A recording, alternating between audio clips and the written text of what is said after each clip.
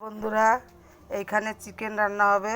Marinate করার জন্য জিরা, ধনে, আদা, রসুন, কাঁচা তেল।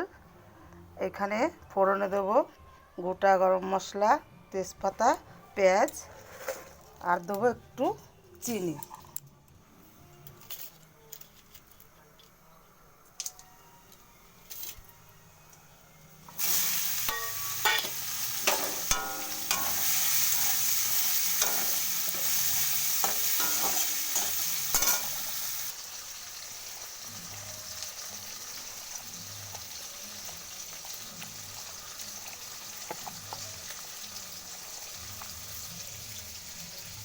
এখানে মাংসটা ম্যারিনেট করে আধ ঘন্টা রেখেছি।